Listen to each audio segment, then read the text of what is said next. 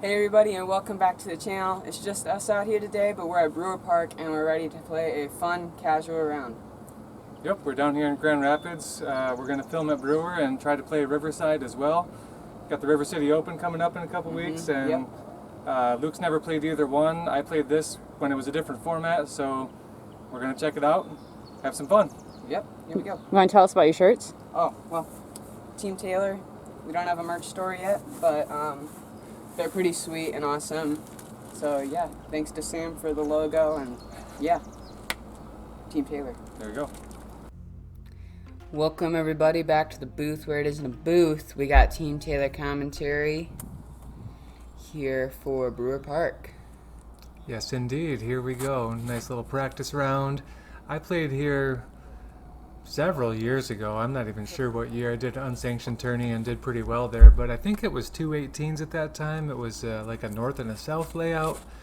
And I know before that, this is an old park. I think it was, I know it was set up as 4 loops of 9 at one point. Ooh. Different colors or different names or something. So any of you Grand Rapids locals that know about the history of this course, feel free to comment and inform us on it. So this is my first time playing this layout, and you're going totally blind, I know that. So Yep. And you started there with a birdie on hole 1, Yeah. and I took a par. Yep, I had a nice Challenger drive and good enough for a 2. Hole 2 is about 380, and the shape of the shot is something that goes straight for about 320 or so, and then fade out to the right. Fade and skip to the right. Yeah, I was pretty happy with that. It did stay lefter than I wanted it to. My crank looking pretty good. Potentially a great shot, but that grass is Velcro grass apparently. I don't think you got any skip on that. Putting it a bit long there for my bid at 2. Good drive though anyway. Here's your look at a 2. Oh, so close. I thought I had that. So close. So here's me to save par. Nice comebacker. Thank you. Cool hole though. Yeah. I like the wooded holes here. There's a lot of space in between mature trees and such. You know, nice mowed grassy fairways. Here's 284. Hard right, Yeah. breaking into some wooded area. It doesn't follow that big fairway you can see there. It actually cuts in through a gap on the right side of the fairway and hooks around to the basket. And if you hear nothing, that's a good sign. Yes. Like yours. I got caught up a little early. I was trying to really slice it thin on the right. I think the reason they put this basket in here was because if they pushed it back too straight, that would put hole 4's tee pad in danger, I'd say. Yeah, like I said, this place has been reformatted several times, I believe. So I'm sure that there probably was a basket at the end of that nice mowed fairway at some point. But It's still a cool shot, though. yeah, it's a neat hole. It's a gettable 2, but it's a tough one.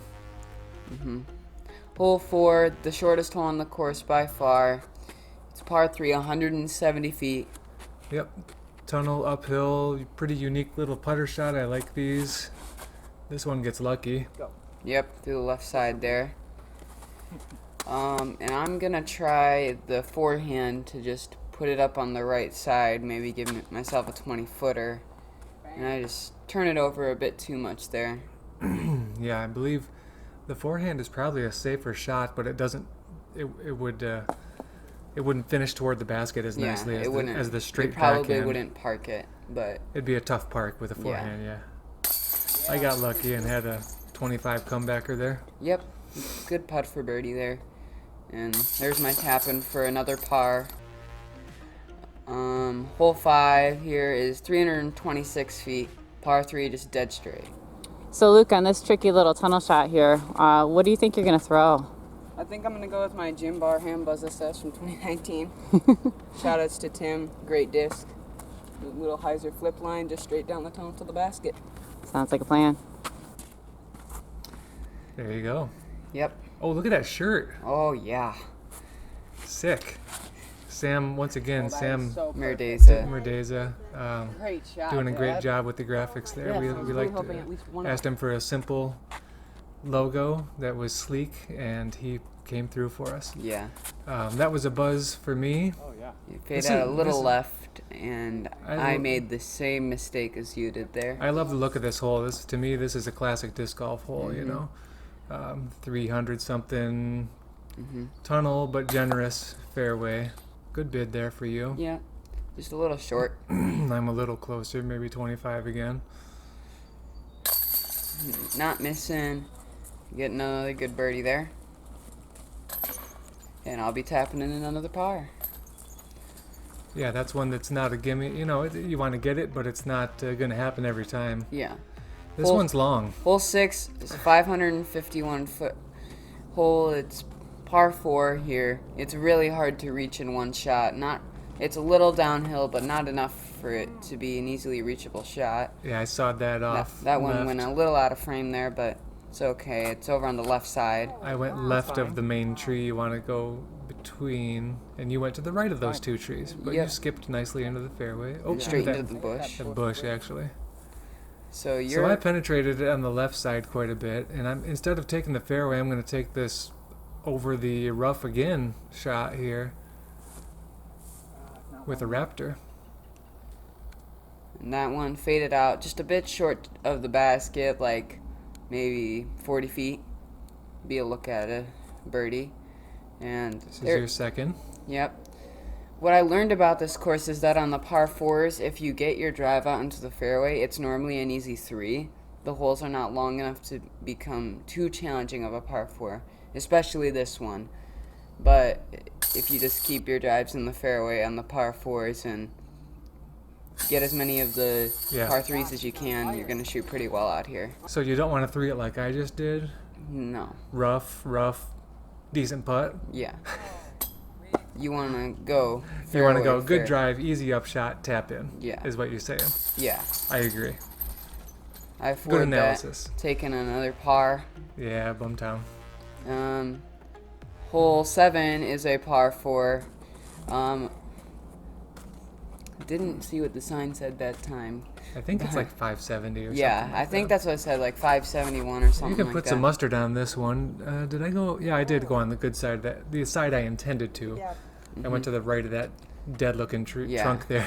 You want to just throw like a 350-foot hyzer out there. It's downhill, pretty simple shot. Yeah, you get over that line of rough, and you should, if you're fading left, you should be in a good position. Yeah, and then you'll have like a 250-foot upshot. My math is probably off there.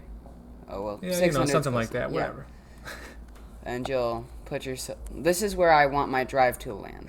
right, there's my drive on the left. So I have an easy buzz upshot here, which is even a bit low and takes a monster skip. Thank goodness for that skip, because otherwise I would not be close to the basket. Yeah, I'm doing the same thing with my drone, though. Going for a little skip. Got it. I got a little skip. Yep. So here's you for your birdie again.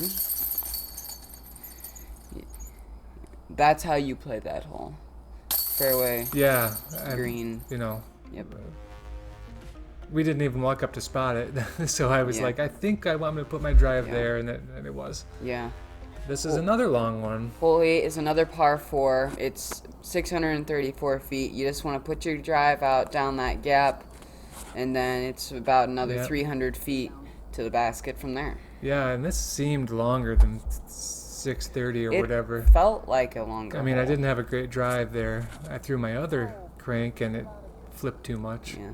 Yeah, I went crank again there and messed up, and I'm going roller here. Cool.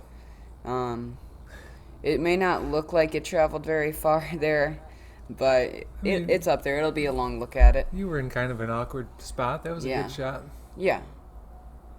The grass is super thick too, so rollers are getting they're not going slowed down far. quickly. Yeah. And that was not intended to be a roller. No. It's roller. It was supposed to be a big air anhyzer. Yep. So here's you for your third shot here. put it a little left of the basket. It was hard to see the view screen because the sunlight was so bright out there. Yeah. So some of the zoom-ins, that's why they're a little out. Good run there. Yeah. I thought I made it. It looked like a really good line. Until you didn't. Until it wasn't in the basket. Right. That's the dead giveaway that you actually didn't make it. Yeah. That makes like it I obvious. did too. Yeah, I took a 4 there as well. Micah, Yep, both parts. it's getting close to lunchtime. What are you getting hungry for?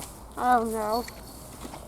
Anything sounds good. I've been living off of licorice and gummy worms for this entire round. For the whole round, you've had to live off licorice and gummy worms the whole round? And water. That's sad.